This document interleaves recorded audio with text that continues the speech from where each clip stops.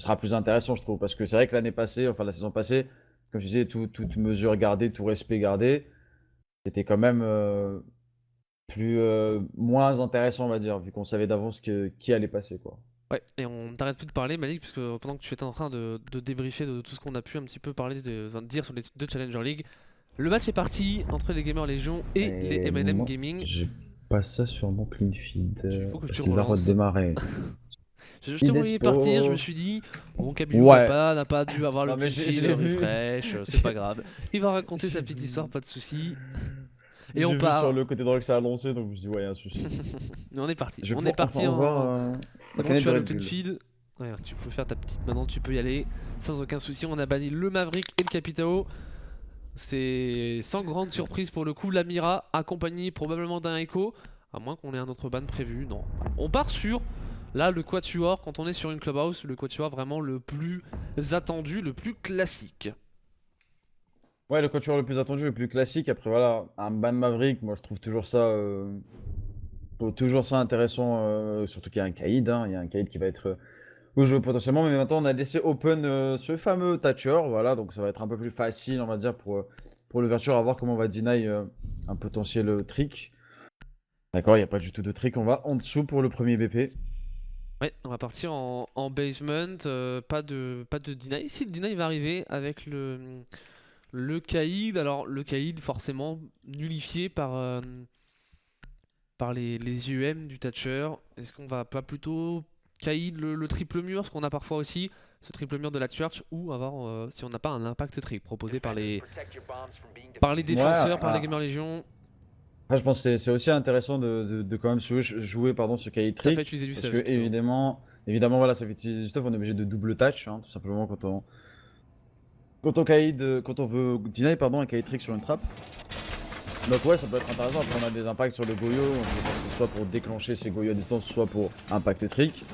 Après, derrière, voilà, on est intelligent quand même du côté M&M. On n'a pas pris un seul breacher, on a pris deux breachers. Donc on aura un peu plus de possibilités d'ouvrir que ce soit ses trappes ou même ses murs. On a la compo très classique en défense, en attaque pardon, c'est la compo de base. On a le Thermite, la Ibana, parce que le Maverick est le banni. On retrouve le Thatcher, tu en parlais pour deny les électrogriffes et les éléments de stuff. Et puis le Buck et la Zofia, c'est extrêmement classique. La Zofia sur Clubhouse, notamment avec ses concussions qui permettent de nullifier, de deny tout bandit trick. Le Buck pour le stuff, pour le travail de la verticalité. C'est vraiment le 5 qu'on retrouve en majorité sur une carte comme Clubhouse. Ouais, c'est le 5 voilà, qui apporte à la fois de quoi breacher, énormément de stuff, des grenades, des Zofia, des Thatchers, du deny. C'est la compo la plus équilibrée en tout cas et la plus probable en général sur ce genre de map. Après voilà, on analyse ici, on voit s'il n'y a pas trop de roaming. Parce que je crois qu'on a vu un joueur de chez MM traîner vers ce top garage. Le roaming est toujours assez compliqué sur Clubhouse. Ouais, le Enfin, roaming surtout sur ce genre de BP. qui est Surtout pas sur le BP évident. en soi. Ouais. Est-ce qu'on a encore des joueurs situés? Il me semble qu'on est tous redescendus sur le bon site. On a Slots qui va tenir le bleu avec son Jaeger. Rodko et Teddy plutôt du côté du mémorial. Et puis Ace et Ernest positionnés comme nous le montre notre observateur d'Espo, d'ailleurs qu'on salue, qu'on remercie pour ce clean feed plutôt de qualité. Pour le coup, il n'y a pas trop de soucis de ce côté-là. Et on va pouvoir continuer dans ce round avec date à l'insertion. Une Zofia en bleu face à un Jaeger. Là, c'est du classico classique proposé. Et déjà l'ouverture de la trappe bleue. Ouais, la version de la trappe bleue qui est faite avec ce thermite. Après, voilà, comme on dit, c'est toujours des styles de jeu assez classiques. On fait des ouvertures. Et ensuite, on positionne un petit peu nos joueurs un peu partout. La Zofia en général qui va être positionnée au niveau de ce bleu pour challenge le Jaeger en général aussi qui joue derrière cette chaudière. Ouais, Là, voilà, on et... essaie de voir un potentiel. Ouh. Ouais, le premier duel, il aurait pu arriver là entre Ernest et Paquebot. On a pris quand même quelques balles du côté du joueur britannique. L'agression par le plancher, le travail de la rapidité qui est en train de se réaliser. On a des potentiels C4 dans la composition de défense, mais pas au niveau de cette kitchen où le Buck peut travailler librement. Et on voit un premier joueur, et on va le faire tomber. On a réussi un impact trick, mais à quel prix? En perdant un premier opérateur et un deuxième, et un deuxième peut-être l'agression. Et non, c'est Ernest qui... Ah, on s'est trade, on est au sol. Non, on est à 1 HP. C'est Paquebot qui est lui bel et bien au sol. On devrait pouvoir le relever du côté des Molotovs and Marshmallow. 45 secondes, c'est compliqué en termes de temps. C'est compliqué après, on voit clairement que les M&M se profilent, on va dire, vers un drop au niveau de cette armurerie peut-être, parce que là on prend un petit peu beaucoup de temps sur le mur église qui n'est toujours pas travaillé. Mais attention à la Ça position va du être smoke, hein. compliqué. La position du Ouais, smoke la en tunnel, si position. elle n'est pas deny, ça va être très compliqué de drop justement au niveau de cette trappe. On fait un plan de jeu comme nous, par exemple, on aimait bien les faire les BDS. drop. Et on va drop du côté des M&M, ça plombe le désamorceur et on arrive très bien avec le bon stuff et la décale de Ernest qui est pris.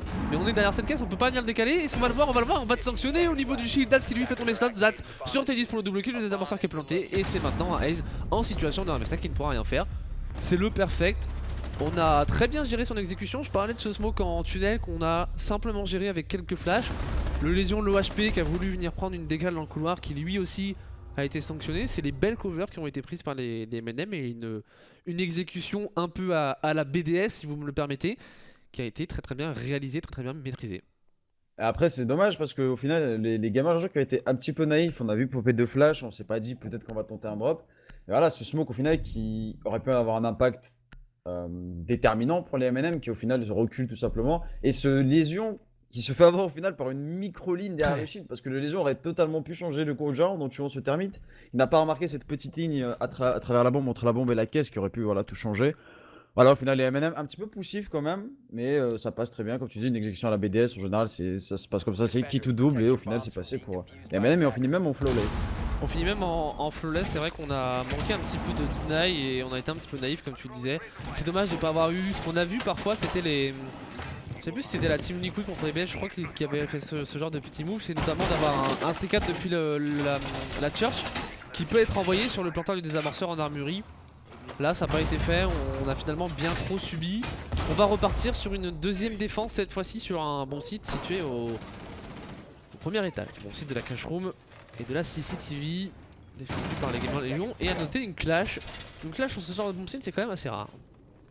C'est assez rare, on avait vu, je me rappelle d'un match très surprenant, c'était un G2 BDS, je ne sais plus, je crois que c'était à la DH Valence, c'est en DH Montréal pardon, en 2019, donc c'est assez récent, où G2 avait tenté une strat, c'était d'ouvrir totalement ce mur T1, enfin à moitié pardon, et de jouer une clash au niveau de cette ouverture, ce qui empêchait totalement toute insertion, tout rappel, et on avait derrière Fabian ou je ne sais plus qui piquait avec un doc, des contos pardon, qui piquaient avec un doc, et BDS avait été très surpris.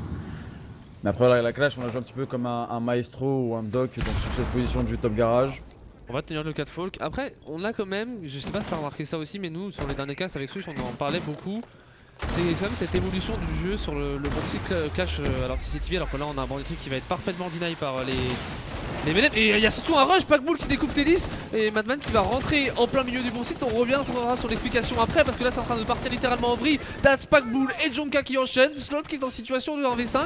Mais qu'est-ce qui vient de se passer? C'est un deuxième perfect en 2 rounds. Ok. On vient d'assister à une forcée. Voilà, on vient d'assister à une forcée, ouais, c'est comme ça. Au moins on peut dire qu'on avait plus d'action en 2 rounds que quasiment en un BO3 hier quasiment. Bon je troll un petit peu mais...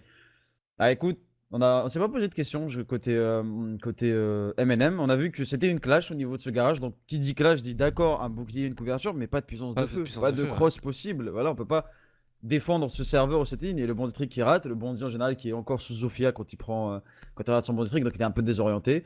Au final c'est bien joué de la part des M&M, c'est une prise de décision rapide et bien joué. Et j'allais y venir à cet petit élément, c'est j'ai le sentiment qu'on a tendance côté attaquant de moins en moins à venir jouer ce catwalk. Là où pendant longtemps ça a été vraiment la zone qu'on voulait récupérer, la passerelle du garage.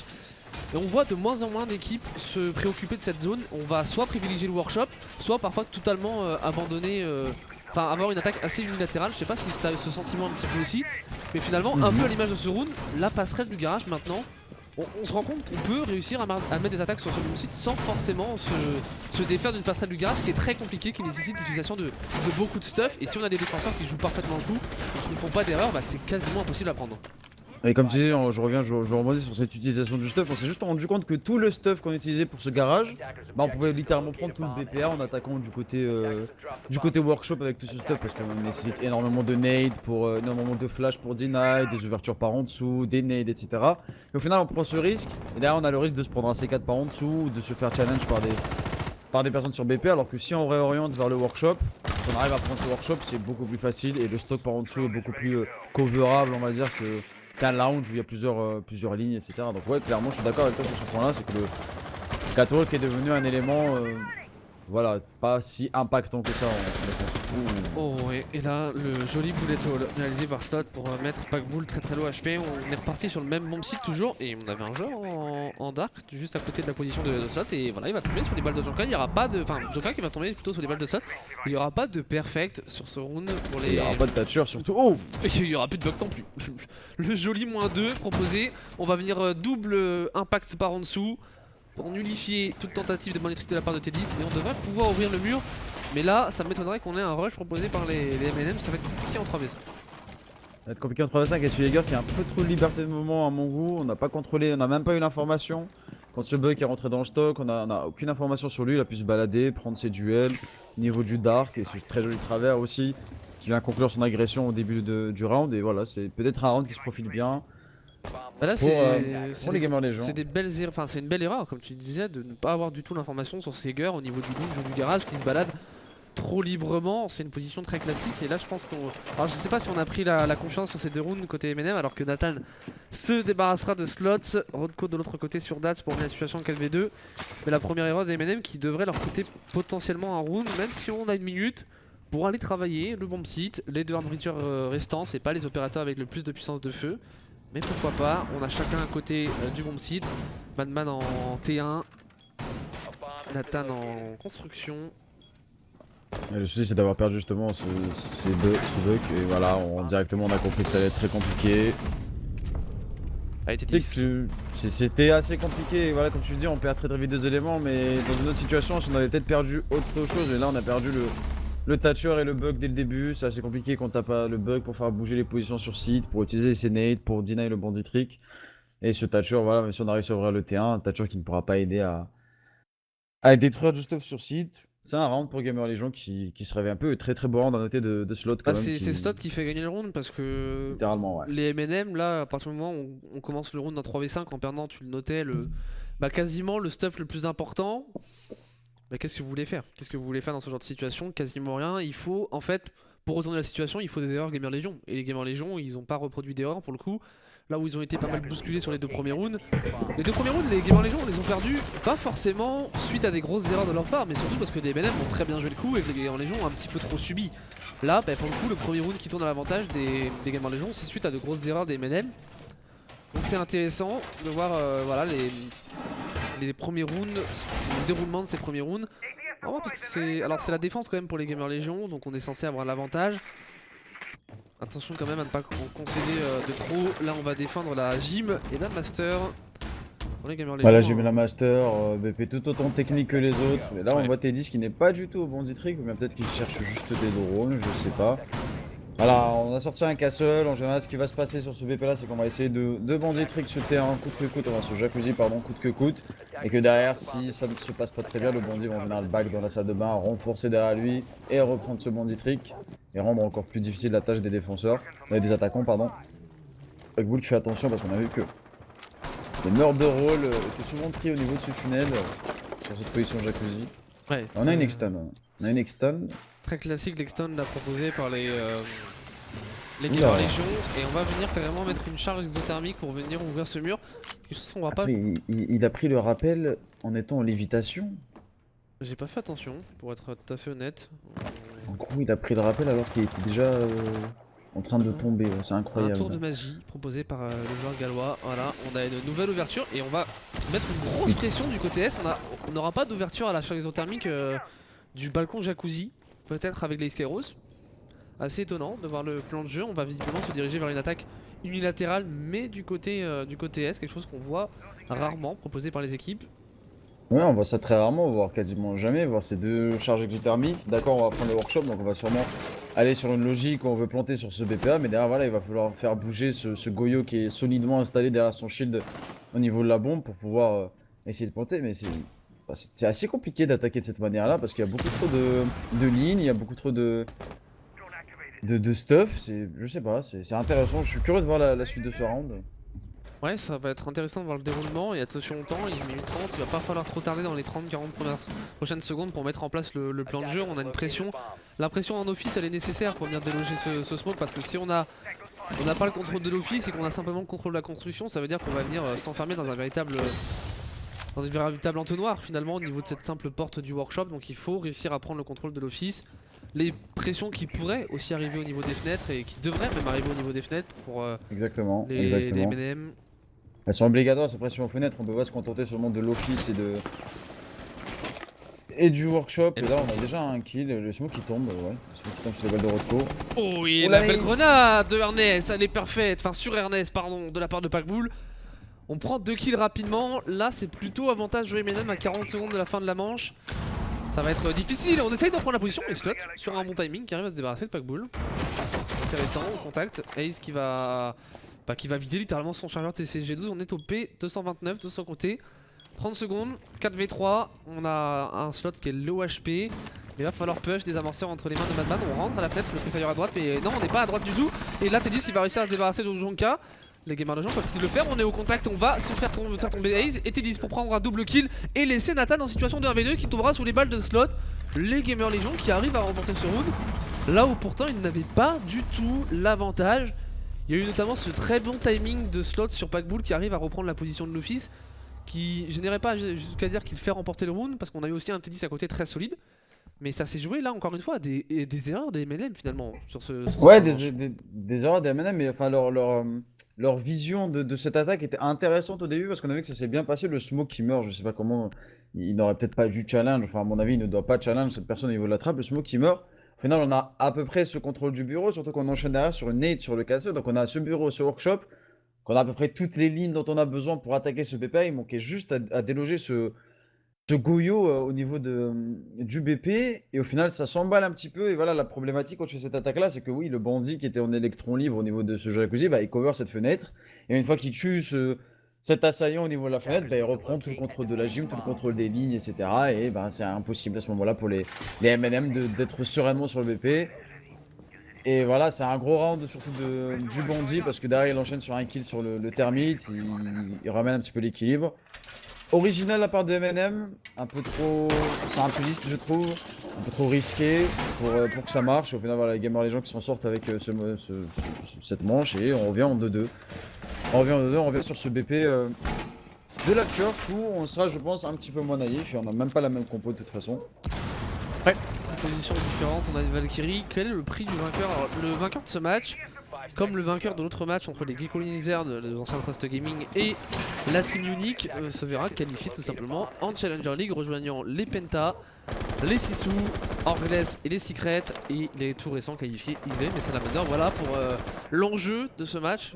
Pas des moindres forcément, puisque on le sait, la Challenger League c'est la seule porte d'entrée pour la qualification en Pro League. Le Graal ultime pour les joueurs, cette Pro League. Enfin le Graal. Évidemment il y a d'autres compétitions, d'autres majors comme le Six ou les majors tout simplement, qui sont aussi très importants aux yeux des joueurs compétitifs. Mais la Pro League ça reste quand même l'un des objectifs quand on commence la compétition. Allez, Ouais, c'est un objectif, et c'est un objectif, c'est surtout que vu comme on va évoluer la compétition et le schéma, etc., et le schedule comme on dit, c'est très très important d'être en Challenger League sur cette saison, parce que sinon ça pourrait être compliqué d'attendre des mois et on sait que c'est compliqué. Ouais, c'est le dernier format qu'on aura comme ça de cette qualification de la Challenger League. Roto qui arrive à se débarrasser de Packbull. Revenons-en un petit peu au jeu. Il y a un C4, qui est passé, et un C4 qui va récupérer Nathan. On prend les anti-frags, là, les deux premiers kills qui sont pris sur le Buck et la Ibana. Comment côté MNM on peut perdre deux joueurs comme ça sur juste des agressions de la verticalité? C'est des erreurs qui coûtent très cher. On commence là 2 rounds, un peu à l'image du round en cache et serveur. Ah, bon, on a très bonne info à la caméra de Valkyrie, on comprend un petit peu mieux les agressions. Mais c'est quand même dommage de perdre autant d'unités dès le début d'une manche. C'est quasiment impossible d'ailleurs de remporter un round. C'est quasiment impossible, surtout que voilà, on a ce petit changement par rapport à cette défense Church qui était passée dans les rounds d'avant. C'est que la défense d'avant, on était un peu plus dans une logique passive, où on avait du stuff, on avait deny en mid fin de round, et là non, là on a pris des cams de Valkyrie. On a préplacé des C4, on a joué des C4, on a joué l'agression, et voilà ce que ça donne. On perd quasiment tout le potentiel de verticalité, on perd 3 salves d'Ibana, on est obligé d'utiliser le thermique qui doit choisir minutieusement ce qu'il va ouvrir. Et du coup là on a choisi d'ouvrir cette trappe bleue, Ouais, potentiellement ce tunnel. Oh la décale qui va faire tomber Dats alors que Madman s'est débarrassé de Ace de son côté. C'est dommage qu'on n'ait pas vu ce murder roll qui avait été réalisé par Sloat, ces petites lignes de Punchul qui auront eu raison. De Dats, l'avancée en bleu qui n'aura plus raison d'être. On est en situation de 2v4. Le Termite et le Thatcher, c'est là encore une fois pas les opérateurs avec le plus de puissance de feu à 30 secondes de la fin de cette manche. Ça me paraît bien mal embarqué pour les MNM. Et au contact Rodko qui va se débarrasser de Madman et de Jonka. La 5ème manche est remportée par les Gamer Legion qui, pour l'instant, finalement, c'est quasiment eux qui font le moins d'erreurs depuis le début de ce match. Alors après, on est à la défense sur Clubhouse, donc c'est toujours un peu plus facile de venir récupérer les premiers kills. Mais quand même, on a relativement peu d'erreurs de leur côté. Et en face des MNM qui sont en train de se déliter après leurs 2 premières manches remportées en perfect. Ouais, les gamers jeux qui montrent un autre. Qui sont rentrés dans le match là, c'est vrai qu'on a été un petit peu surpris au début. C'est vrai que dès les 2 premiers rounds d'un match comme ça, se faire agresser très vite, premièrement par un drop et deuxièmement par un rush dans une breach, c'est compliqué. Là, on est un peu mieux dans le match. On répond à cette agressivité des MNM par une autre agressivité en défense et ça paye pour le moment. On est en 3-2 et on se dirige peut-être vers un 4-2 sur cette CCTV. On pourrait partir sur un potentiel 4-2 ou alors un 3-3. En tous les cas, le side attack des MNM il n'est pas raté non plus. On a déjà mis 2 attaques. Évidemment, on partirait sur des bonnes bases en défense derrière pour ces Britanniques. On part sur une défense en CCTV, catch room. On va voir le setup défensif mis en place par les Gamers Légion. Rodko qui va venir renforcer 2 murs en construction. On a un setup qui devrait être relativement classique. L'apport du Goyo dans la composition, on sait, avec ces 3 Volcanoshields qui peuvent qui permettent déjà de faire utiliser pas mal de stuff parce qu'on n'est jamais, quand on a d'attaque, jamais à l'aise d'avoir des shields en face, notamment depuis qu'on a ce buff des shields. On a eu ce buff avec les petites fenêtres au travers de ces derniers. Toujours intéressant d'avoir l'opérateur mexicain dans les compositions de défense. À voir comment ce dernier round de la mi-temps va se passer. Du côté des MNM, je ne pense pas qu'on va retenter ce fameux rush. Hein. Je ne pense pas qu'on va tenter ce fameux rush. Je pense qu'on va un petit peu prendre son temps. Voilà, pas de boule qui va se mettre en rappel. Est-ce qu'on va essayer plutôt de s'insérer du côté bureau, mettre la pression de l'autre côté? Parce que j'ai pas trop l'impression qu'on va essayer de bosser la verticalité avec ce bug cette fois-ci. Ouais, et on est déjà en place. Quelque chose qu'on voit parfois au niveau du bomb sita pour venir déloger un peu des positions. Mais déloger ces positions, si on n'a pas mis de pression au niveau du terrain et pas mis de pression au niveau du workshop, ça n'a pas de réel intérêt parce qu'on peut pas venir récupérer les joueurs. Donc ce serait un petit peu risqué, alors que là on va avoir un deny du bandit trick réalisé en 45 secondes, c'est très propre. La bonne gestion du stuff, on envoie les concussions de la Zofia et on nullifie toute tentative de bandit trick. On a vu toute tentative et comme tu disais, enfin on en parlait un petit peu tout à l'heure de cet abandon de cette prise du Cato, et là au final on a mobilisé énormément de stuff hein, côté Gamer Legion. On a mis 2 joueurs, on a mis un shield de Goyo en dessous. Si côté MNM on se rend compte très vite de ça, on va pouvoir totalement ignorer ça et l'insertion de l'autre côté devrait être plus rapide. C'est ce qu'on fait actuellement avec Nathan qui se dirige vers ce mur workshop qu'on va sûrement ouvrir. Et là, cette fameuse double pression dont on parlait sur la seule fois on a casté les Clubhouse, donc avec Team Uni contre Seacorg, ouais. Et voilà, au final, maintenant on a fait dans le bon ordre. Là, on est vers le T1. Pour l'instant, on recoupe totalement. Au niveau de ce T1, on devrait envoyer probablement un joueur en late game sur potentielle rotation. On va voir l'ouverture du workshop. Un C4 qui est parti, C4 qui aura permis peut-être d'enlever quelques pelettes d'Xkairos, mais en tout cas, on n'aura pas récupéré le moindre joueur, pas le moindre HP. Seulement Madman qui en a perdu quelques-uns à l'ouverture du mur. Et les Gamer Legion qui se relocalisent là au niveau du garage. On a plus de C4 entre les mains d'Ernest. Est-ce qu'on a finalement beaucoup de deny? À part ce smoke, je sais pas si on a encore des CK dans la composition de défense. Et ça va être très compliqué pour Gamer Legion, ça va être très compliqué parce que là, le BP est coupé en 2, les lignes sont prises à la fenêtre, on peut plus roter par cette botte couloir. Et voilà, le Termite qui rentre directement, qui va planter derrière la bombe, il est en toute sécurité. On peut rien faire, Et il y a un petit team kill quand même qui va arriver de la part de Dats sur Jonka. Mais Pagboul et Dats vont faire tomber TDC de Rodko, chacun de leur côté des amorceurs qui est planté. C'est maintenant une situation de retake à gérer. Madman qui va se débarrasser de Ernest. Dats pour récupérer un nouveau kill. Il ne reste plus que Ace en situation de 1v4. Très low HP avec son smoke. Qu'est-ce qu'on peut faire? Peut-être récupérer un premier joueur à la breach. On fera tomber Dats. Au contact, c'est finalement Madman qui prendra le revenge. La 6ème manche est remportée par les Molotovs and Marshmallows. Ça a été très propre de leur côté. Mais en face, on a quand même eu des Gamer Legion qui, nouvelle fois, ils ne font pas d'erreur, mais ils subissent trop le plan de jeu et il manque un peu d'adaptation sur leur défense. On ne répond pas aux agressions et à la pression mise par leur adversaire. C'est ça, et la petite erreur, je pense aussi, c'est ce bandit qui, quand il rate son bandit trick au niveau du T1, il aurait pas dû se repositionner au niveau du garage, il aurait dû aller vers le workshop parce que c'est évident. À partir du moment où, au début du round, la Valkyrie a compris qu'il y avait eu cette ouverture au niveau du mur workshop, enfin du mur XT workshop, c'est que forcément, c'est pour une bonne raison, c'est qu'il va forcément y avoir une rotation. Et là, le fait que le bandit s'éloigne de l'autre côté niveau garage, alors que on l'a remarqué sur la première attaque, on s'en fout un petit peu du garage côté M&M. Et là, si le bandit avait peut-être pu bandit trick, ou si le deny avait pu être possible sur ce mur workshop, ça aurait peut-être changé la donne. Mais au final, on a ouvert le T en 45 secondes, on a ouvert le mur workshop en 1 minute 30. On a tout le temps côté M&M de travailler le stuff, de déloger les positions sur BP.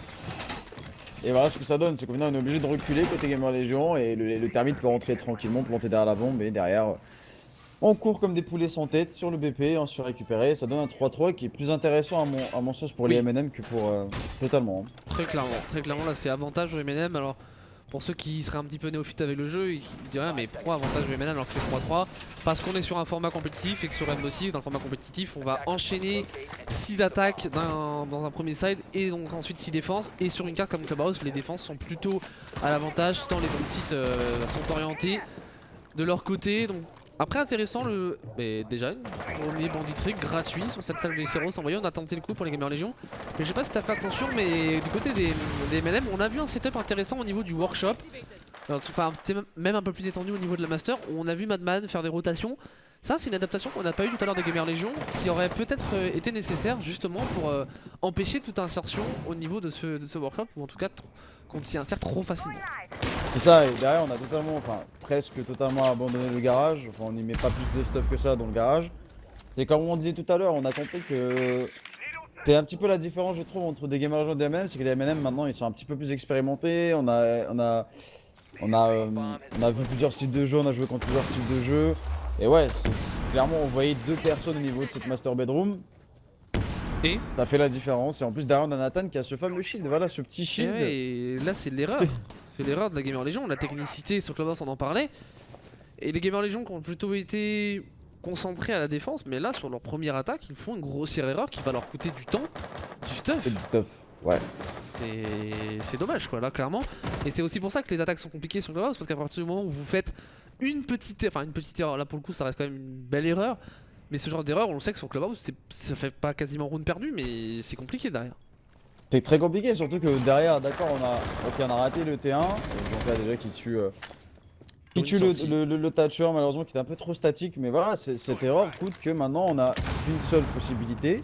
Cette possibilité c'est d'aller workshop, sauf que le workshop est défendu, mais bec et ongle par les M&M avec ces 2 joueurs dans la master, et voilà, là du coup on va orienter vers le garage, mais ça va être très compliqué. On a fait tomber quand même Dax, de beaucoup de stuff, on a envoyé 2 grenades, c'est ce qu'on disait tout à l'heure, le garage est compliqué à prendre, il faut utiliser énormément de stuff. Et normalement pour ouvrir ce garage on est censé pour venir faire tomber ce garage on est censé avoir ouvert le mur en T1. Là on va le faire un peu dans l'autre sens, une fois qu'on aura le contrôle de ce garage on pourra ouvrir le T1, forcément le bandit ne sera plus safe dans sa position. Et les Gamers Légion, slot qui va s'avancer, qui devrait faire tomber les batteries du bandit. Et on devrait pouvoir ouvrir le mur. Mais 35 secondes, on est très late, un 4v4 et en face on a un C4 et 3 composés de 8. Ouais. C'est compliqué là. 2 seulement, il y en a un qui est tombé, il y a un smoke qui est tombé, enfin une smoke, mais c'est vrai qu'en 30 secondes c'est largement suffisant de smoke. On va les envoyer derrière ce serveur, on va empêcher totalement l'attaque de pouvoir planter en paix. Voilà, on le recoupe entre les deux, le termite qui ne peut pas cross, le pauvre, il ne peut rien faire, il peut pas cross, en plus de ça il y a un légion qui l'attend. Et Jonka qui va faire la spéciale chez Echo qui va sortir, qui va sûrement récupérer un kill. Ça plante du côté de Rodko, ça plante du côté de Rodko, on va pouvoir planter des avancées à la sortie de Jonka. Ace slot pour faire tomber quand même Maman et Packbull.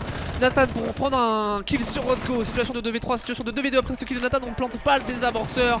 Slot qui ne pourra pas reprendre la plante puisque Nathan terminera avec un triple kill. La 7ème manche qui est partie littéralement dans tous les sens sur les derniers instants. Et qui, logiquement, j'ai envie de dire, a tourné à l'avantage des M&M. Ça a été une très belle prise d'initiative de planter plutôt dans ce corner de la part des Gamers Légion, mais voilà, on la connaît malheureusement cette sortie qui nullifie tout ça, cette sortie si elle n'est pas contrôlée, si elle n'est pas anticipée, qui fait que voilà, ce termite qui pensait peut-être pouvoir au final avoir le bon move pour sauver ce round, qui au final se fait récupérer. Et derrière, voilà, ça s'enchaîne, on est obligé de push, on reprend la plante et malheureusement ça fait un round pour les M&M. Ça aurait pu passer, au final, ça aurait pu passer parce qu'on est un petit peu surpris avec cette plante au niveau du corner et non pas derrière le serveur. Mais au final, ça donne un point pour les M&M et Et on va donc sur cette défense church. Ouais, on part sur cette défense church qui est tout simplement la défense, on s'en suit aux récentes statistiques du Six Invitational, la plus solide. Ah, ok, on a eu un petit souci de clean sheet, c'est revenu. J'allais donc en venir aux statistiques de ce bomb site. 75% de défense passive, c'est le bomb site le plus solide de tous les bomb sites de Rainbow Six Siege. Donc j'ai envie de dire, au vu de la physionomie du match, bon courage pour les gamers légion de l'attaquer. Et on a un setup, j'en parlais de ces setups que j'aime bien appeler à la Space Station Gaming, justement les vainqueurs du dernier Six, qui ont été les premiers à nous faire, enfin les premiers en tout cas, qui ont été les premiers à populariser ce genre de setup vraiment, qui adorent faire ces étendues avec des renforts UTP1, des jammers, des parasites de Mozi positionnés sur le premier étage. C'est beaucoup d'utilisation de stuff. Maintenant le point important, la clé de ce round, c'est de savoir comment les gamers légion vont négocier ce setup. Est-ce qu'on va justement utiliser beaucoup de force à bien le déloger, ou est-ce qu'on va tenter quelque chose de plus rapide sur le bomb site? Effectivement, c'est un setup qui est assez compliqué à attaquer. Après voilà, on est un petit peu obligé d'aller l'attaquer parce que c'est vrai que pour un novice qui regarderait juste, dirait mais pourquoi il y a un setup tout en haut alors que le BP est tout en bas? C'est une poche de résistance, c'est une pression constante sur l'attaque. On est C'est le obligé dans retour un qui sens. peut se faire à tout moment. C'est surtout ça, c'est le retour qui peut se faire à tout moment et on se dit mais comment on va faire si on l'ignore, on risque le retour? Est-ce qu'on place des gens pour l'attendre? Est-ce qu'on l'ignore totalement? Est-ce qu'on met plein de stuff dessus au risque de manquer stuff sur le BP? C'est intelligent de la part des MNM de faire cela et en plus on positionne quand même deux opérateurs assez ennuyeux qui sont Mozi et Mute, donc tout deny d'informations, on récupère des drones, en plus on mute le mur, donc c'est compliqué, c'est très compliqué là, on espère que les gamers vont très vite trouver les solutions parce que ça risque d'être compliqué ensuite pour attaquer le BP.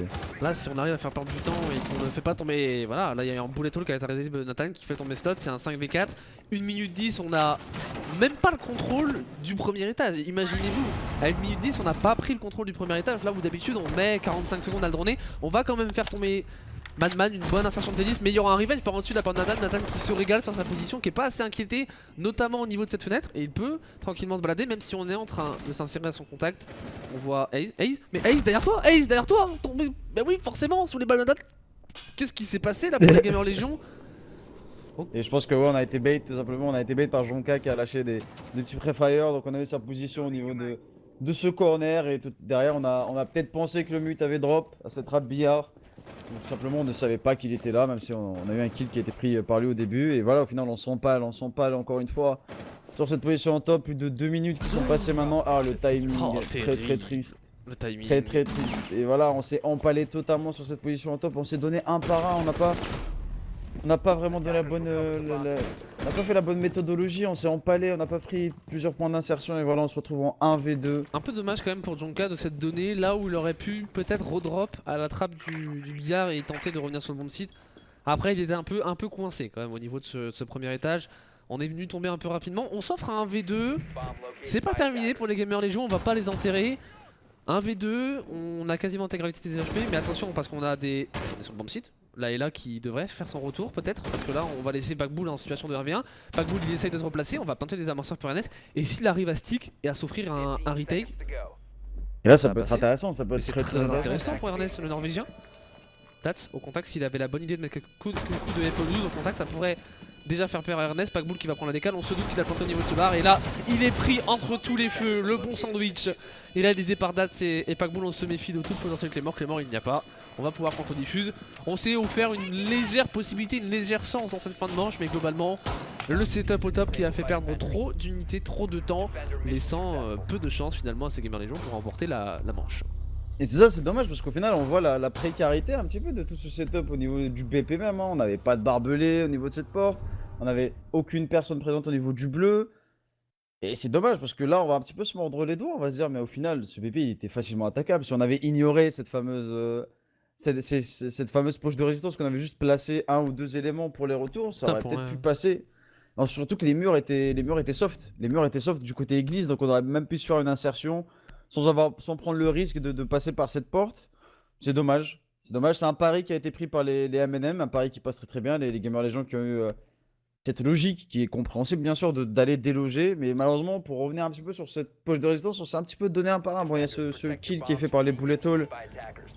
C'est un petit peu unlucky, mais c'est des choses auxquelles il faut s'attendre à ce niveau de la compétition. Mais derrière, on s'est donné un par un en fait. Derrière, on s'est donné là, alors que là, on aurait pu par exemple prendre cette fenêtre qu'on voit à notre gauche, donner un point d'insertion au niveau de ce bureau, etc. etc. Non, c'est donner un par un et Ouais, Nathan qui prend 3 kills en gym à ce niveau de la compétition, c'est juste pas possible. c'est impardonnable. Qu'il prenne un kill sur un bullet hole, ça peut se comprendre. Et encore, on devrait quand même avoir l'information avec un drone positionné sur sa... Après, les drones aussi, on n'a pas forcément noté. Mais hein, la présence d'un maudit et un mute, ça complique aussi l'appréhension de ce genre de setup, forcément. Forcément, on a tout deny d'informations, on a même je pense un mute pardon au niveau de ce double mur et ça empêche aussi la breach et enfin c'est très compliqué parce qu'au final on ne sait pas ce qu'il y a au setup, on ne sait pas du tout ce qu'il y a à ce top. On a littéralement les deux opérateurs les plus relous si vous me permettez le terme, un petit peu familier pour ça, on ne sait pas ce qu'il y a au top donc on est obligé de face check un petit peu et voilà ce que ça donne. Malheureusement ça donne une situation beaucoup trop compliquée à gérer pour les gamers, les gens qui se retrouvent à potentiellement se retrouver en balle de map pour, Ouais. pour les 5 à 3, 5 à 3 en la faveur de ces M&M. On entame bien. Après, on rappelle qu'on est sur la carte des M&M. On partira sur Café, qui est une carte bien maîtrisée, tout là aussi par les M&M, mais qui est la carte des gamers légion. Donc on pourrait s'attendre à un peu plus de répondants et de mordants. Et l'agression, Madman au contact qui a entendu le positionnement de la Claymore. Mais on n'aura pas de premier kill. Par contre, on a une première ouverture qui va arriver. On a fait un choix stratégique différent de celui des M&M pour les Gamers Légion. On va mettre une pression en jacuzzi. Maintenant, la question, ça va être de savoir si on va être unilatéral. Alors, on sait, on peut au niveau de cette breach passer et ensuite, si on a la cover sur la porte du workshop, bah finalement, on peut presque planter le désamorceur. Donc on va voir le choix qui va être fait. Est-ce qu'on va avoir une attaque plutôt unilatérale, bilatérale, voire multilatérale? effectivement après maintenant à ces gamers légion de très vite prendre cette salle de bain et recouper un petit peu le BP en deux, se donner l'avantage. Là le trick, voilà l'impact trick qu'on a entendu qui a été fait sur cette charte d'Ibana, on va pas pouvoir avoir une ouverture assez grande pour rentrer accroupi. Là ça va être compliqué, la Zofia c'est important que la Zofia utilise ses impacts pour détruire ces deux shit Goyu qui posent un problème. Ouais, on a vu utiliser une concussion, mais une concussion, alors il y aura une agression sur Slot qui est au sol, Ernest qui arrive à se débarrasser de Madman. Jonka qui... Ouais, tu peux te relever Slot. Ouais, voilà, Slot qui va se relever, on va avoir la cover probablement du côté d'Ernest, c'est Jonka qui logiquement ne va pas revenir se donner, il le sait que la cover de l'entreprise. On va avoir le deny qui va arriver de Shield, Ace qui est au sol, et Nathan, ouais en effet, le bon positionnement, le bon move de Nathan, alors que Packbull lui prendra le finish sur Ace avec le bon Volcano Shield, nouveau Volcano Shield qui explose. Et là c'est un 3v4 pour les Gamers Légion à 50 secondes de la fin de cette manche, ça paraît très compliqué, même si les M&M, attention, sont quand même relativement reculés sur leur position. On a délaissé totalement le bomb site. On a délaissé totalement le bon site, mais après voilà Nathan par en dessous qui je pense a vraiment fait un move qui pourrait peut-être changer et les emmener en balle de map là avec ce repositionnement, avec ce bon timing. On se repositionne et on tue ce termite, on n'a pas l'information sur ce repositionnement. Mais c'est encore faisable pour les Gamers Légion parce qu'on a le contrôle à peu près de tout le BP et Slot derrière avec ses 5 HP. Oui, par la trappe de l'office, la bonne rotation, on ne s'attendait pas du tout à ce move du côté de Packbull. 17 secondes, on a le contrôle du workshop pour Jonka et ça pourrait être déterminant. Et là Jonka, s'il arrive à se débarrasser de Tedis, Slot pour prendre un deuxième kill encore à 5 HP qui fait tomber Dats. On plante le désamorceur du côté de Tedis. Est-ce que Jonka peut faire le move? Nathan va prendre un premier kill, Nathan pour prendre le deuxième kill et Jonka pour en terminer sur Slot. C'est la 9ème manche qui est remportée par les M&M. C'est dommage, les Gamers Légion qui avaient réussi à totalement retourner la situation. Et bon bah derrière les covers qui sont toujours compliqués à prendre, surtout. Le résultat de... Ouais, ça serait intéressant. Je vais te dire ça de suite, je te laisse parler un petit peu. Hop. Ouais, en effet, on a cette défense en CCTV et cacheron. Ça, c'est le pré-shot parfait. On a une défense qui... on part sur une composition avec toujours ce Goyo, intéressant, forcément. Et excuse-moi de te couper mon cher Paul, du coup de l'autre côté on a une balle de map pour G-Colonizerd sur Bank. Donc on est en 6-5. Ok, on est en défense, serré, match serré, ouais, c'est pas étonnant aussi. Les uniques qu'on a vu qui était une surprise entre parenthèses mais qui assume quand même un bon niveau de jeu. Donc ouais 6-5 pour les G-Colonizerd sur...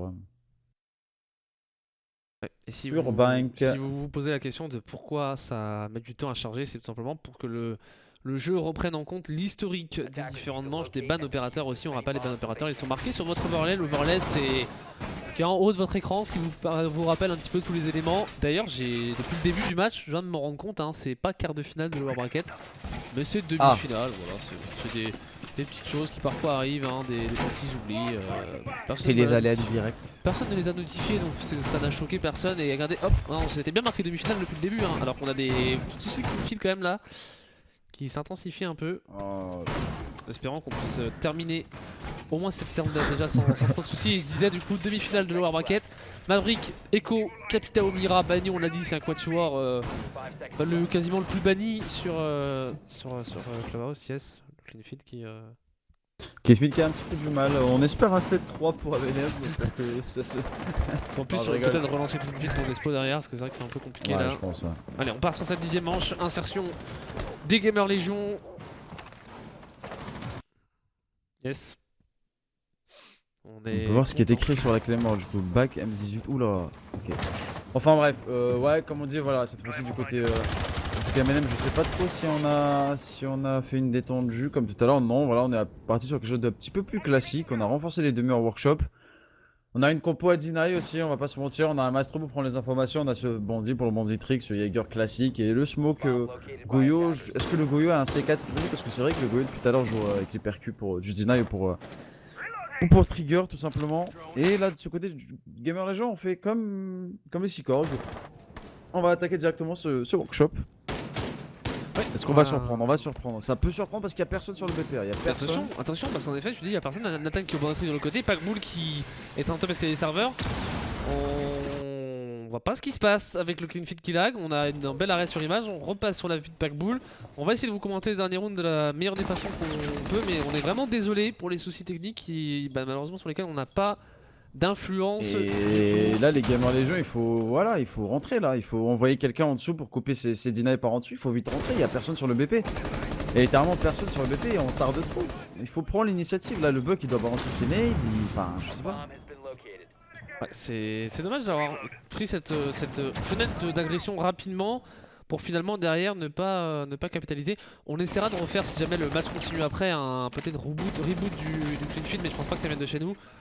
Il reste une minute 10, on est en 5v5, on a les drones de rotation qui sont tenus du côté de Rodco.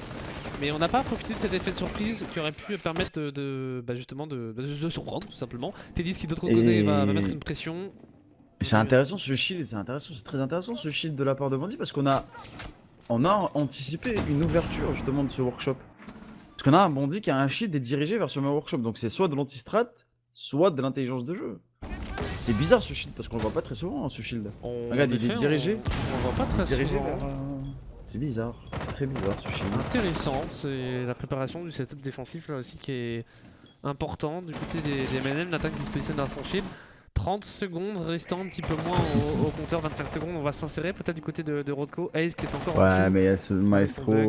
Ah ouais, là c'est pas compliqué. Ce maestro qui tient la ligne et par en dessous aussi. Madman avec son shotgun, mais Rodco qui arrive à planter.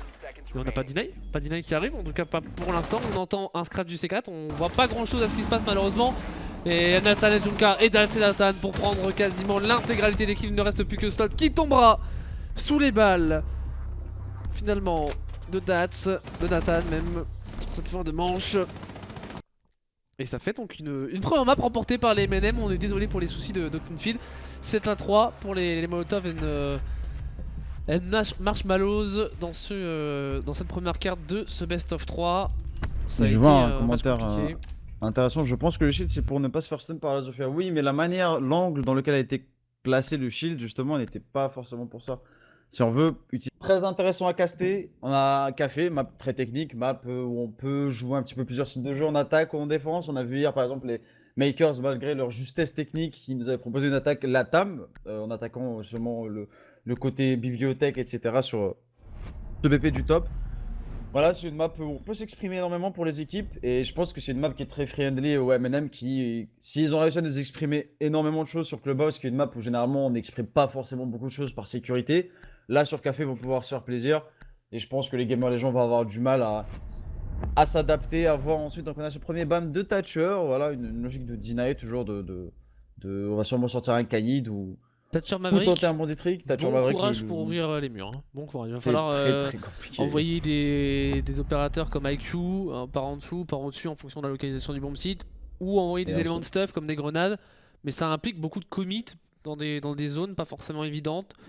Effectivement. Là, ça oriente plutôt. On part sur une café qui risque d'être assez defense-sided quand même. Ouais, une café qui va être assez défense-sided, et comme tu le dis très bien, hein, c'est que maintenant il va falloir du côté des attaquants d'aller chercher ce deny par au-dessus, d'aller chercher tout ce stuff par au-dessus avec une verticalité ou même une IQ, sauf que je pense que les M&M ont prévu cela et qu'on va potentiellement avoir des poches de résistance ou des électrons libres. Les Gamer Légion et les M&M, vous le voyez, 1-0 en haut de votre overlay, puisqu'il y a un des rectangles qui est rempli, coloré en jaune pour les M&M qui ont remporté la première carte Clubhouse sur le score de 7-3. Et on va partir donc là sur Café. Maverick et Thatcher Banny, on l'a déjà noté, dit, même répété. Ce sera une carte plutôt orientée défense. Là vraiment, en tout cas on devrait avoir cette physionomie. Après on peut être surpris. Et puis Mira, Maestro, on n'avait pas évoqué, mais pas de Echo Banny, Maestro sur Café. C'est pas la première fois qu'on voit ce ban opérateur. C'est pas non plus là une grosse surprise. Après, comme tu disais, enfin, c'est vrai que dans le chat, on vous parle souvent de ces équilibres statistiques des maps. Après, évidemment, il y a ce facteur des styles de jeu, de chaque équipe, du niveau de chaque équipe au début de la rencontre qui change beaucoup. Mais c'est vrai qu'en général, la logique est respectée, sauf quelques rares fois, hein, comme ce fameux Easy Dream M&M ou sur Coastline, c'était totalement le contraire de ce qu'on avait prévu. Où c'était les attaques qui passaient à la place des défenses, ou le contraire, je sais plus. Mais ouais, en général, c'est vrai que le Café avec la méta actuelle qui est énormément basée sur la méta piège, le deny et la prise d'information, c'est vrai que c'est une map qui est plutôt defense-sided où ces goulets d'étranglement en fin de round où il n'y a pas de breach se retrouvent en couloir de la mort, mon cher Paul. Ouais, clairement Café qui devrait nous offrir peut-être un peu plus de spectacle qu'on en a eu sur Clubhouse, un peu à l'image de ce qu'on a eu hier sur le match où Café était un petit peu plus serré sur la rencontre entre les Gamer Légion et les Makers. On part donc à l'attaque du côté des Européens, insertion, en tout cas prise de rappel. Du côté ouest, on envoie déjà une première munition d'infiltration, probablement pour faire tomber l'un des premiers renforts UTP1 positionné en piano qui n'est pas défendu si ce n'est sur une position un peu reculée par Madman. Nathan lui en cigare accompagné de Packbull. On a quand même une défense, une poche proposée au niveau de ce cigare avec ce fameux remport UTV1 au niveau de la double porte. Ouais, c'est vraiment enfin, après on en parlait hier, c'est toujours de donner cette fausse impression de sérénité à l'attaque, de dire voilà le piano est libre, mais derrière il y a quoi? Il y a des castles, il y a des ouvertures qui sont faites un petit peu partout. Donc ouais, on peut considérer que ce piano est libre, mais on sait que pas loin, le long des lignes, attendent des défenseurs, et il y avait un petit lag aussi, je sais pas si toi aussi tu as eu ce petit lag. On a eu des petits lags, mais globalement c'est plutôt revenu au niveau du clean fit. T10 qui lui se débarrassera de Nathan. On prend un trifrag pour les Gamer Légion, c'est intéressant, on fait tomber le mute. L'un des opérateurs avec une bonne puissance de feu, notamment sur du close quarter. Il restera encore le smoke à faire tomber, le smoke qui a reculé, qui est revenu dans le frigo, pour être tout à fait précis. Madman lui avec son castle a reculé justement les toilettes, et les Gamer Légion qui prennent le contrôle, notamment de ce cigare, qu'on a fait tomber assez rapidement, en 1 minute, 1 minute 30. On a pris le contrôle de cette zone. On a pris le contrôle de cette zone, après voilà, aux Gamer Légion de prendre leur temps, de ne pas se précipiter. C'est pas du tout la même map, c'est pas du tout le même match pour eux. Là, on a beaucoup de pression quand même, on est à une map malheureusement de perdre ce rêve qui est la Challenger League, donc je pense que côté Gamer Légion on va prendre son temps. On a encore 1 minute, on a une très belle minute. Je pense qu'on va se concentrer soit sur le breaching de ce frigo pour pouvoir recouper les rotations et pouvoir monter sur cette pause défaut. Et attention, les cachets qui seront bloqués, il va devoir faire preuve d'agressivité peut-être ou de reculer. Il arrive à reculer. Et le smoke, oh dommage, dommage d'avoir raté cette action. Le smoke qui est mort, et derrière on enchaîne directement Dats qui fait tomber. Et 10. Dats, voilà, ces moves dont on parlait encore une fois, ces moves d'agressivité qui permettent de ramener l'équilibre en 3v3. C'est dommage, c'est encore dommage encore une fois. C'est toujours ces petits moves que font les M&M qui change un petit peu l'issue des rounds. Là on était parti sur un 5v3 avec ce frigo qui est quasiment pris, et là malheureusement... Sur le site Ernest, Dats va prendre un triple kill. On va prendre aussi un kill du côté de Jonka et Madman. Ce push final sur Bombchit qui n'est absolument pas passé. On attendait quelque chose, on était un peu trop dispersé du côté des trois assaillants, très frontal sur ce push. Et tu le disais, ce move de Dats qui fait remporter la première manche. Les M&M qui étaient en grosse difficulté, des Gamer Légion qui prennent les positions rapidement, qui arrivent à se débarrasser de deux adversaires. Mais derrière on a une Valkyrie qui peut se balader librement et qui n'est pas sanctionnée. Notamment au niveau de ce couloir blanc qu'on ne tenait pas alors qu'on avait le contrôle du piano. C'est quand même un peu dommage là, pour les gamers C'est vraiment dommage, et surtout c'est le couloir blanc, j'aime bien utiliser cette expression point névralgique. Le couloir blanc, c'est clairement un point très très névralgique, parce que si on le garde pas, on laisse cette possibilité donc de ce retour du back tout simplement de la part des défenseurs. Parce que c'est ce que Dats a effectué, il est revenu, il a tué 2 joueurs, il a totalement changé la physionomie. Il a totalement changé la physionomie de ce round, et c'est vraiment dommage. C'est dommage pour les gamers Légion qui, encore une fois, jouent très bien les premières phases, font une très belle prise de zone, prise de position, prise de ligne, et voilà, au final il y a ce petit move, cette petite étincelle de génie de la part des MNM qui modifie totalement ce round, et c'est ce qui manque, je trouve. C'est ce qui manque malheureusement aux Gamer Legends, c'est ces étincelles qui leur coûtent des rounds malheureusement. C'est dommage, c'est dommage, très frustrant, surtout parce qu'on joue bien le coup au final. On prend ce piano, on n'est pas naïf par rapport au castle, on prend les lignes de loin, on arrive à tuer le smoke et le mute, donc on arrive quand même à deny 3 smokes et 1 C4. Et on capitalise pas sur ça, et voilà, derrière MNM qui capitalise sur l'information et qui prend ce premier round. Oui, 1-0 dans la faveur de ces MNM. Voilà, Kaiser Soze qui dit le bon terme, cette fougue. Cette fougue. Clairement, c'est ce qui manque un peu à ces Gamer Légion pour... pourquoi pas prendre le momentum et commencer à avoir ce sentiment de puissance de leur côté. On a une agression qui est partie du côté de Nathan sur Ernest, agression qui aura laissé Ernest très low HP. La IQ qui se fait avoir par une agression grâce à une Black Eye, c'est un peu le comble forcément. Pour l'opératrice du GSG9, on va mettre là un pack bull très low HP, mais la première agression, la première sanction, elle va venir de Jonka. A noter qu'on va défendre le bomb site, on ne l'avait pas dit, la salle de la mine et salle de cheminée. Bomb site qu'on voit quasiment jamais défendu sur café avec un setup intéressant, alors que Tennis va se débarrasser de Dats. Ouais, un setup intéressant, un bon site qu'on voit sûrement en dernier, voire jamais, grâce à la rotation. Mais c'est vrai que là, malheureusement, encore une fois, on perd le buck. Et malheureusement. Attends, ouais, pourquoi ouvrir ce mur alors qu'on a pris le contrôle déjà du dessous? Pour le coup, après, peut-être une verticalité positive. Et Ernest qui se débarrasse de pack bull, Nathan sur Ernest. Alors, je pense que le plan de jeu des MNM c'était de défendre cette. Alors qu'on va se mettre sous pression, c'était de défendre cette cuisine et finalement de venir jouer sur les potentiels C4 avec le Pulse, avec Nathan, avec Dats aussi.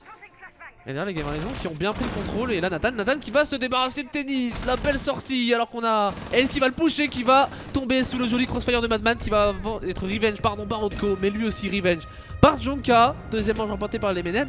Ce setup quand même, on n'a pas eu beaucoup de temps d'en parler tellement ça a été rapide, mais on a fait un vrai...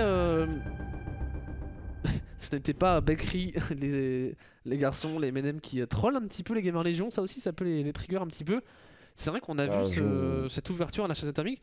On est vraiment venu attaquer énormément ce rez-de-chaussée. Alors c'était peut-être pas un bait proposé, mais je pense surtout que c'était cette logique de vouloir jouer sur des potentiels C4 sur le bomb site, notamment de la salle de la mine. Ouais, je pense que c'était ça, je pense qu'au final ça doit être clairement ça. Après oui, malheureusement, encore une fois, c'est toujours la même chose, et moi ça me perturbe un petit peu pour les Gamer Legends, parce que ça me fait un petit peu de peine, c'est qu'on a eu une très très belle logique hein, de jouer cette poche de résistance par en dessous, qui aurait pu causer énormément de problèmes hein, si on arrive à prendre le contrôle de la salle de mine et de cette dining. Donc ouais, on a très bien joué, mais derrière voilà, on a Nathan qui était bloqué, Nathan qui était totalement bloqué au niveau de cette fenêtre VIP, Nathan qui ne pouvait rien faire, qui a utilisé à très très bon escient sa dernière cam, il l'a replacé au niveau du bar. Ouais. Donc il a un petit peu vu comment on le push sur lui. Et bien support par Madman aussi. Intéressant ce bon jeu à deux. Alors on a une information de chat qui est donnée par Su, j'ai vu aussi le message tout à l'heure, j'avais oublié de le relever. Ce sont les Gecko Lizard qui ont mis la première carte, c'est les anciens traces contre les Unix, ça a été relativement serré. On a vu il y avait 7 à 6 tout à l'heure, donc ils ont dû remporter je crois 8-7 si je reprends le message. On a gagné 8-7 ou 8 à 6, en tout cas on a gagné de manière assez serrée. On va partir sur la deuxième carte de leur côté, on est globalement sur on est un petit peu plus en retard de leur côté. Donc on devrait peut-être connaître le troisième qualifié sur notre match si les MNM venaient à l'emporter. 8-7 sur moi. Merci cher Swish. Ouais, notre envoyé spécial. Ouais, notre Harry Roselmack de R6 qui va donc nous chercher les résultats sur les autres streams. Enfin bon. Voilà, une attaque qui se profile sur le back, ça c'est assez intéressant, c'est une attaque qu'on voit pas souvent qui peut être intéressante, hein, si elle est faite très très vite et si on arrive à recouper les bonnes lignes et surtout à sécuriser ce VIP, parce qu'on a vu hier sur ce fameux match entre MKers et Gamer Legion, où Gamer Legion faisait une très très grosse défense de ce VIP et qui leur avait fait gagner toutes ses défenses bakery. On a ouvert très très vite ce mur garage pour pour mettre de la pression et pour commencer à prendre le contrôle. Et Packbull qui est très agressif. Toujours cette position en VIP très classique avec ce mur ouvert. Et attention, on a un joueur, Packbull qui va complètement loucher sur le drone. Mais on a un joueur en extérieur du main. Jonka qui prend un crossfire. Alors pour l'instant, une ligne cassée de son côté, on ne pique pas, on n'agresse pas. C'est toujours cette logique de défense du VIP qui empêche tout push en garage. Il faut réussir à déloger cette zone. Nathan par au-dessus qui va pouvoir prendre lui le contrôle via la verticalité de toutes les insertions en salle de préparation, en poivron, pour faire plaisir à Switch. Et Slot. Pour faire plaisir à moi aussi. Et Slot qui prend directement un kill sur le Kaïd. Et récupéré par au-dessus. Par au-dessus, je pense Nathan qui a dû le voir dans un second temps. On n'avait pas contrôlé son insertion. Nathan qui maintenant est repéré dans sa position. On va reprendre l'avantage de la ligne. Ah oui, on parlait de cette défense VIP qui a été popularisée notamment par G2 en Pro League avec Pingu qui jouait son smoke, je crois, si je me rappelle bien, au niveau de son smoke ou son écho au niveau de ce VIP. Voilà, on laisse un petit peu, on trick pas, on ne deny pas les ouvertures sur ce mur, mais derrière, voilà, si on drop à la trappe ou si on essaie de s'insérer, on a cette position très forte en VIP, généralement aidée par l'information ou par un joueur en support au niveau de ce bar. Et voilà, qui vient de sauter par au-dessus. Oui, vient de sauter par la tête, Ernest qui s'installe sur le bon site, c'est en train de passer dans tous les sens, on va se faire découper par Nathan. Nathan il est en train de faire le round à lui tout seul, il a fait déjà tomber 3 assaillants, on va venir le push au contact et dans le... Attention Nathan, on devrait avoir un joueur dos à lui, c'est Rodko, mais Rodko il va mettre un joueur au sol, c'est Madman qui va tomber sous ses balles. Situation de 2v2 maintenant qui s'offre au Gamer Legion, Rodko et Haze. Est-ce qu'on peut le faire? Est-ce qu'on peut planter des amorceurs avec une belle cover de la part de Haze? Et Packbull, le retour dans le dos, Jonka sanctionné par la belle cover de Haze. 2v1 en la faveur des Gamer Legion puisqu'on a Madman au sol, Packbull qui revient sur le flanc. Pas qu'il est à droite. Oh, et à gauche, on va récupérer Rodko. Maintenant c'est un 1v1 qui s'offre et on peut peut-être même aller relever un premier joueur. Et Ace qui va devoir aller peut-être au flash au contact. On n'arrive pas à passer à la rotation. Packbull pour prendre le dernier kill.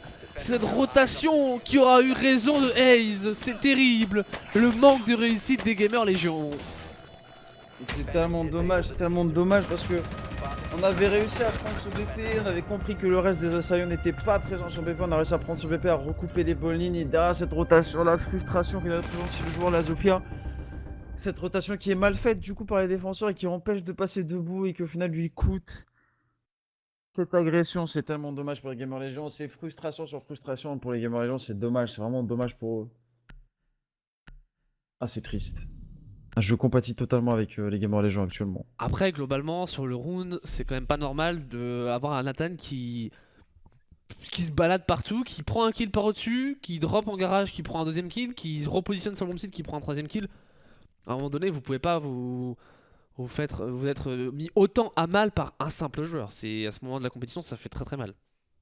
Mais c'est ça, c'est qu'au final, vu qu'on n'envoie personne pour le déroaming, et Nathan il a bien compris ça. Nathan il se balade un petit peu comme en ranked hein, et c'est vrai que cette sortie doit faire assez mal parce que à ce niveau de jeu, pour une place de CL, laisser comme ça un électron libre faire un petit peu faire un petit peu tout ce qu'il veut hein, tout simplement sur ce top et drop comme ça une fenêtre et prendre un kill et pouvoir rentrer sur BP derrière et reprendre notre kill, c'est un peu compliqué, c'est vrai que c'est un peu compliqué. Ouais. Et on est en 3-0, pour les MNM, ça commence, l'addition commence à devenir salée pour les... Après, on l'avait dit, Café avec un Bad Maverick Thatcher, ça reste plutôt orienté à la défense, mais attention, c'est vrai que 3-0, l'addition commence à être salée. Qui a éliminé les makers? Ce sont les Gamer Legion justement que vous avez à l'écran en lower bracket, alors qu'on nous donne l'information côté Twitch que c'est parti sur Clubhouse. Clubhouse qui est quand même une map forte côté unique. Moi je mettrais bien une petite pièce, pourquoi pas sur, peut-être pas une victoire des uniques, mais sur un best of 3 accroché, partiront sur la dernière carte. Si on termine ce match là avant, on aura un œil, l'occasion d'avoir un œil sur la suite du match. Pourquoi pas? Ça pourrait être intéressant. Pas, hein. Est-ce que tu as les autorisations du coup pour repasser sur un autre match derrière? Oh, on peut totalement le faire. Hein. On peut totalement le faire. Même directement sur le stream d'un des autres casters, mais je pense qu'on s'arrêtera quand même de notre côté sur le match contre les Gamer Legion MNM qui pourrait partir sur une troisième carte. On va pas enterrer quand même totalement les Gamer Legion. Si on a le clean feed, pourquoi pas? Ça peut être sympa. Ça peut être sympa. En effet, si on a le clean feed, on va demander. Je sais pas du tout s'il y a un clean feed ou pas. Je crois que c'est du côté de la Benelux. Bref, repartons sur le match entre les Gamer Legion et les MNM. Cette fois c'est une défense reading dining, très gros setup au top encore une fois pour les MNM. Attention, on a déjà 3 joueurs qui sont situés au niveau de cette machine et Packbull qui vient de décaler directement avec son mute pour éliminer la IQ, mais directement on a Un kill qui est pris par Az sur... Attention, on prend très très vite les positions.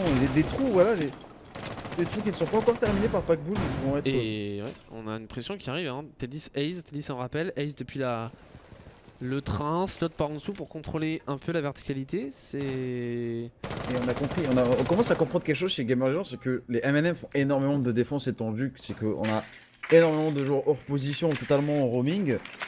Peut-être exploiter cette faille, mon cher Paul, qu'est-ce que t'en penses toi? Parce que c'est vrai que depuis tout à l'heure on voit ça chez les MNM, on voit C'est des vrai MNM qui... qu'on a des MNM qui n'hésitent pas à éteindre leur défense. Là c'est assez classique ce qu'ils font, mais les Gamer Legends n'ont pas trop envie de se préoccuper. Alors après attention parce que cette ligne de Madman elle est magnifique.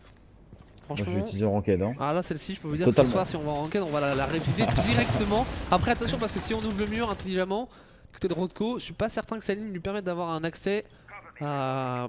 En tout cas qu'on puisse voir cette zone directement. T10 qui flanque au niveau de l'escalier main. Et on prend trop de temps pour les Gamer Légion, il reste à peine 45 secondes, on n'a pas délogé ce top, on n'a pas avancé au niveau de cette dining malgré ce très bon kill pris au niveau du train sur la Valkyrie.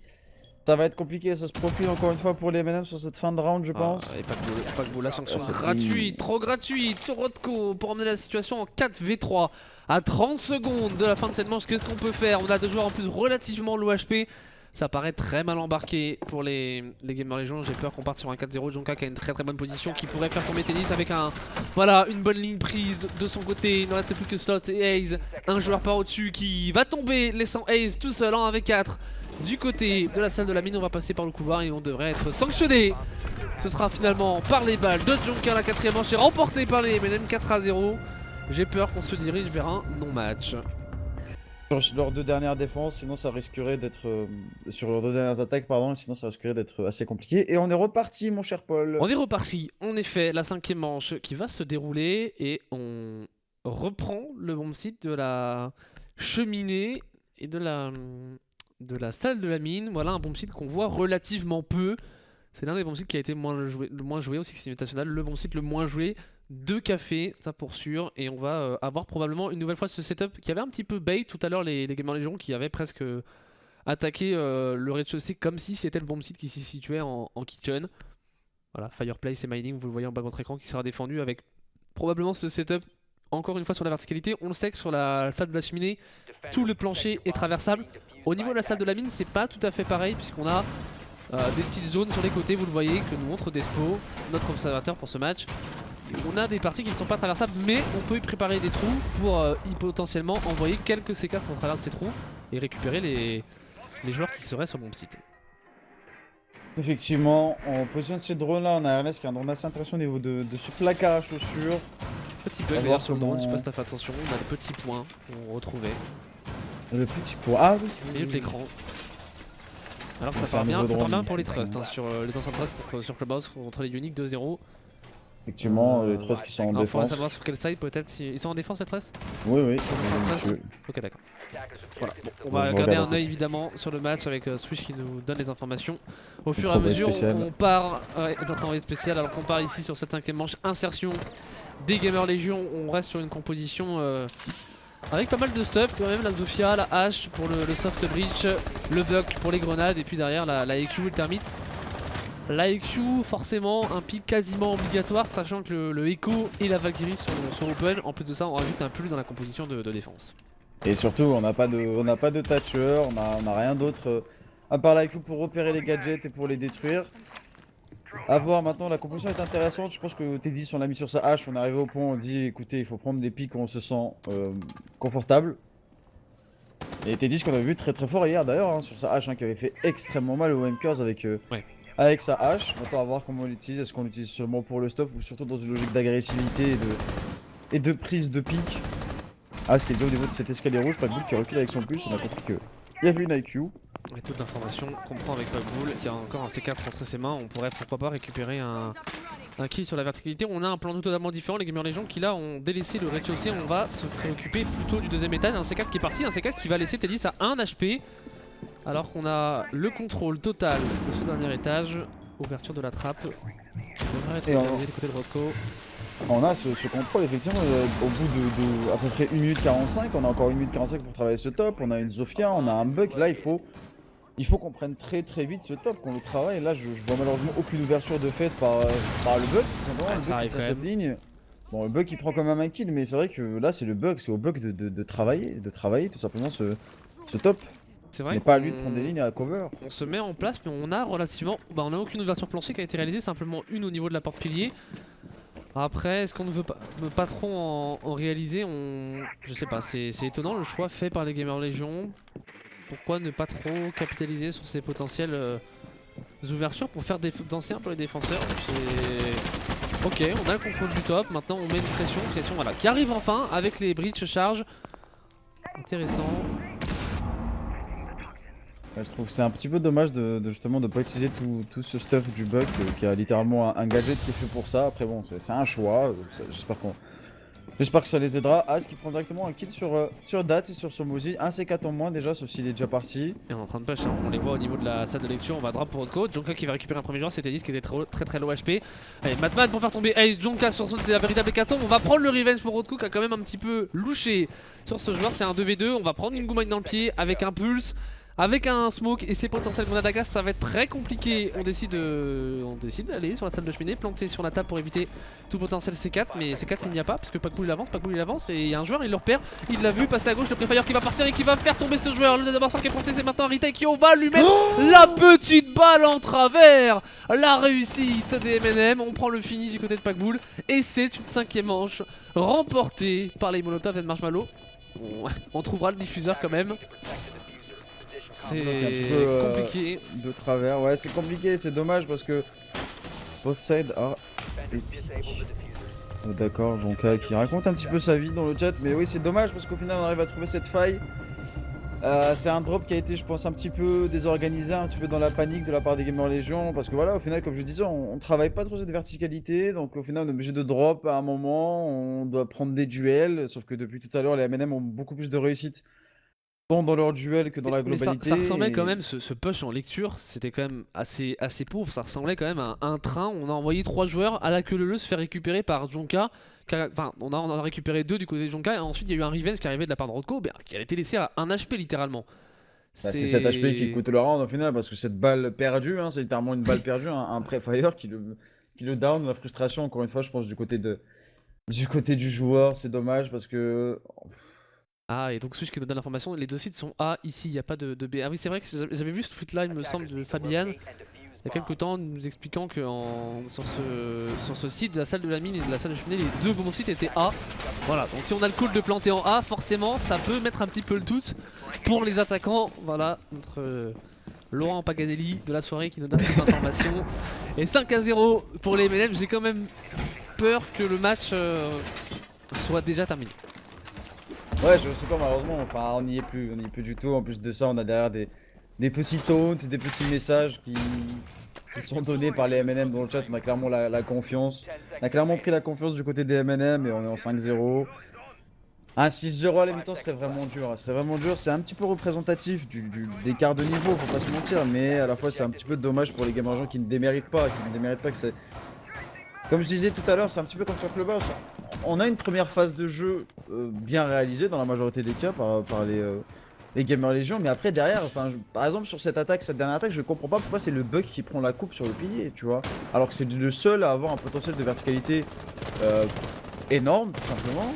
Et c'est lui au final qui doit prendre cette ligne. D'accord, elle a récupéré un kill, d'accord, elle a récupéré la Valkyrie, mais à quel prix au final? Il y a des choix étonnants qui sont faits par les Gamers Légion et ce genre de choix qui pour l'instant ne se concrétise pas et c'est plutôt, c'est un net avantage des MNM qui de leur côté eux sont bien en place, sont pas inquiétés, il y a une confiance. Tu parlais de ces petits messages dans le chat mais c'est symbolique, c'est vraiment symbolique des MNM qui sont en confiance, qui sont pas inquiétés et qui se promènent littéralement dans leur match. On part sur cette 6ème manche, cuisine et service défendu par les MNM et on a un vrai setup étendu et là Nathan qui va être mis au sol et terminé même par le Volcano Shield positionné.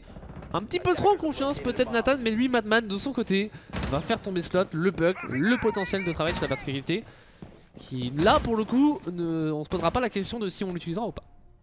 Ouais, là pour le coup on se posera pas la question. Après voilà, Nathan certes qui a été un petit peu en confiance, mais voilà au final le trade est beaucoup plus à l'avantage des MNM parce qu'on en parlait tout à l'heure de ces ouvertures qui sont trop compliquées à faire sans un Thatcher pardon et un Maverick. Là, c'est le bug qui tombe. Il reste les 3 charges de la IQ. Peut-être que la Sophia, elle aussi, a des charges. Je pense qu'on a déjà utilisé 2 là. Ça va être compliqué. Toutes les portes sont fermées en plus. On ralentit un petit peu cette progression au top pour les Gamer Légion. C'est compliqué. C'est très très compliqué.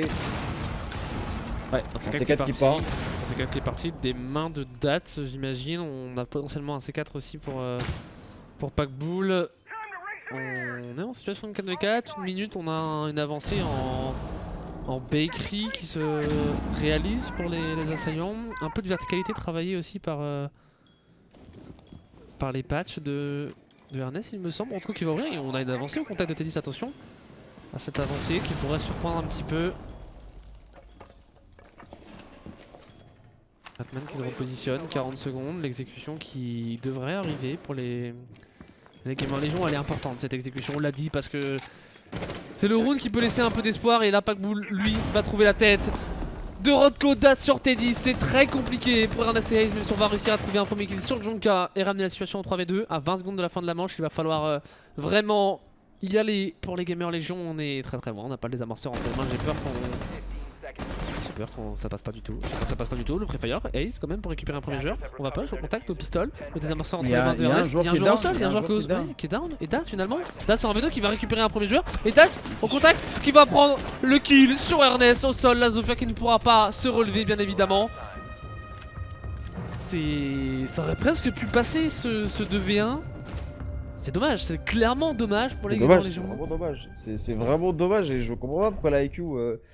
Bah là, pourquoi on tente pas la plante? Pourquoi la IQ rush au pistolet en se donnant de profil? Ok, je sais pas, c'est compliqué, c'est trop compliqué pour les Gamer Légion. Ça passe à rien encore une fois, mais on sent un petit peu quand même la panique tout simplement chez eux. On sait pas quoi faire en fin de round. On joue pas le kill à 2, on joue pas la diffuse, on sait pas.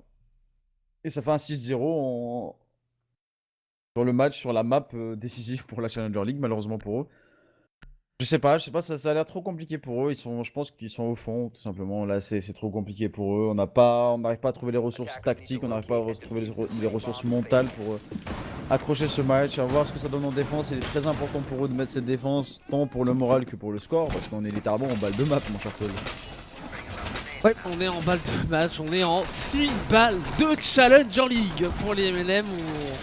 Ça n'a jamais été aussi proche de se qualifier dans ces montagnes de Marshmallow. Ce serait la juste récompense après des mois de travail. On les a suivis évidemment sur les qualifications du Six Invitational. Cette équipe qui a battu les MNM, qui a battu les G2, rien que ça, qui aura finalement tombé contre les BDS. Mais quel parcours il nous avait réalisé, quelle équipe qui avait surpris par sa réelle évolution. Même si on a été un peu en difficulté sur ces qualifiers, on devrait se qualifier en Challenger League, aller rejoindre les Easy Dream et les Salamander. Il ne reste plus que 6 petits essais quand même. On a 6 balles de match, 6 balles de Challenger League à aller chercher un round à mettre de leur côté. Et Sloss quand même pour aller prendre le premier kill sur Dats. Ouais, c'est ça qu'il faut faire côté Gamer Légion, c'est prendre l'initiative, prendre des spawn kills. De toute façon, perdu pour perdu, autant tenter des choses, autant changer de style de jeu. C'est un style de jeu depuis tout à l'heure qui est beaucoup trop attendu par les MNM. On sait exactement ce que font les Gamer Légion, parce que les Gamer Légion, comme je le disais encore une fois, font un très bon jeu d'équipe. Et c'est un jeu trop basique, trop classique pour surprendre des MNM qui eux travaillent plutôt sur un jeu de surprise, un jeu de créativité. Là on est en 5v4, ça peut être intéressant. Un 5v4 sur un BP pareil, ça peut les aider littéralement. Je pense que Sot il va tenter la sortie. Voilà, il va totalement tenter la sortie et il va faire un. Oh, Slot. Oh, qu'est-ce qu'il vient de nous faire? Cette sortie, what the fuck, qui... Ouais, voilà, peut donner un petit motif d'espoir, peut-être, à ces Gamer Légion. Packbull qui est maintenant bien seul en 1v5, qui se demande ce qui a pu se passer, je pense, de ce côté. Mais c'est ça qu'il faut faire en fait, on a compris en fait. Enfin chez les Gamers Légion, il faut pas se laisser marcher dessus, il faut faire les choses, il faut tenter des choses, il faut faire preuve d'agressivité. Il faut faire preuve d'agressivité, c'est ça que ça donne un flawless round. Peut-être ce round, un round charnière, peut-être, même si je pense que ça va être compliqué quand même, on va pas s'emporter non plus. Je crois pas trop honnêtement, mais bon, c'est un peu tard quand même ce réveil, c'est un peu tard ce réveil. On a eu un ace de la part de Slots qui... Ouais, vient chercher un ace, imperfect. Slot il s'est réveillé, il s'est libéré sur ce round. Maintenant, on en disait, voilà, on en disait, ça fera un beau clip à faire pour Slot, mais ça fera sans doute trop peu pour aller chercher ce match, quoi. Honnêtement, j'y crois pas trop. Je suis Après, d'accord, je suis franchement, si on a cette remontada des Gamers Légion, ce serait la remontada pas de l'année, mais en tout cas, ce serait quand même une remontada monstrueuse que d'aller chercher ces 6 rounds. Ouais, je suis d'accord avec toi. Après, le souci, c'est que, on va pas se mentir, il a déjà profité d'un très bon timing. Il a eu un trigger control incroyable, mais là, on a quand même, depuis quelques rounds, des MNM qui jouent pas en mode YOLO non plus, mais qui jouent un petit peu avec. Ils sont un petit peu guillerés, on va dire, sur leur style de jeu. Donc là, on va se reposer, on va dire, bon, les gars, on leur a laissé un round. Maintenant, on se repositionne, on se remobilise, on joue sérieusement. Et on close cette map de Challenger League. C'est dommage, comme tu disais, parce que Slot, et même tous les joueurs en général, font ça un petit peu trop tard. Cette libération, il fallait la faire un petit peu trop tard. Ils se sont décomplexés beaucoup trop tard, malheureusement, je trouve, dans ce BO3 en général. C'est dommage. Ouais, clairement. Et il va falloir, pour cela, reproduire cet exploit le plus souvent que l'on le pourra dans les prochaines manches. On le rappelle. 1-0 sur la première carte pour les MNM, c'était sur le score de 7-3 sur Clubhouse. Là, il y a 6-1 en la faveur des MNM. 5 balles de match, 5 balles de Challenger League encore de leur côté. Et on part sur cette 8ème manche donc. Cuisine et service mon cher défendu. Paul, de l'autre côté, je pense pas qu'on va pouvoir rattraper parce qu'il y a déjà 5-0 pour G-Colonizerd. Ouais, je crois que quand on va terminer celui-ci, l'autre match devrait aussi être sur le point de se terminer. À moins que de chaque côté on ait un 6-0 et qu'on ait 2 remontadas. Alors là, ce serait un scénario, honnêtement, je pense pas. Voilà, 6-0, c'est le même match de l'autre côté qu'on a quasiment, proposé par les deux formations. T'as la prise d'information sur le piano côté de Madman. Madman sur l'Aibana, la seule outshot de la composition. On ne joue pas le thermite, le Maverick étant lui banni. Et l'agression de Rodko sur le plancher qui ne donnera rien. On a pris le contrôle du dernier étage. Toujours ce plancher un peu old school d'aller venir chercher étage par étage. Mais là pour le coup c'est nécessaire parce qu'on a un vrai setup de roaming au niveau de cette salle de lecture notamment. Et c'est encore plus compliqué que sur Clubhouse parce que Café, tu te bats pour encore plus gros que Clubhouse. Et comme MNM joue beaucoup sur ses étendues, sur roaming, c'est trop compliqué. Attention, la position de Ernest là, avec son bandit qui n'est pas en banditrique forcément pas réellement besoin au vu des ban opérateurs, mais qui est juste dans une position très agressive. On a Rodko positionné et surtout Madman qui va chercher le premier kill d'un trifrag sur T10. En dans la situation de 5v4, c'est le GG qui tombe. Mais Scott il continue son festival avant l'enfant, être tombé sous les balles de Nathan. 4v3, l'anti-roaming est plutôt efficace, on fait perdre 2 joueurs mais attention le temps, 1 minute 10. La défense qui a fait perdre du temps et on a encore un joueur situé sur ce premier étage chez Rodko. Son move va être déterminant Rodko. Et soit il arrive à prendre avec lui 1 ou 2 joueurs et à gêner l'attaque, soit il tombe malheureusement et Rodko voilà justement qui fait tomber joueur avant d'être pris. C'était un 2v3, ça va être compliqué. Très compliqué à 45 secondes de la fin de cette manche pour Ace et Ernest. Alibi et Bandit, c'est pas les deux opérateurs qu'on aime forcément avoir quand on clutch, mais en même temps quand on voit la composition de base qui est très mobile, on n'a pas pris de smoke, pas pris de echo, c'est une composition qui misait beaucoup sur le roaming. Et on est hors position aussi, surtout, c'est ça, c'est qu'on est hors position, on vient juste d'avoir un retour. Et Nathan qui trouve la tête de Ace, il ne reste maintenant plus que Ernest en situation de 1v3. Ça sent la fin de ce match, Ernest qui se positionne sur le côté, peut-être le move, on est complètement blanc. Je vois pas comment on peut aller deny la plante si ce n'est... Si on n'est pas attendu, mais Nathan il attend parfaitement le retour de Ernest et on devrait le faire tomber. C'est fait, les MNM sont qualifiés en Challenger League. On sort les Gamers Légion et on va donc rejoindre les Easy Dream et les Salamanders pour les joueurs britanniques. Et les G-Colonizerd qui viennent aussi de mettre un 7-0. Et bah voilà, on est synchronisés, parfait. Les deux équipes qualifiées en même temps. 2 matchs quasiment miroirs pour cette soirée. 7-1 pour les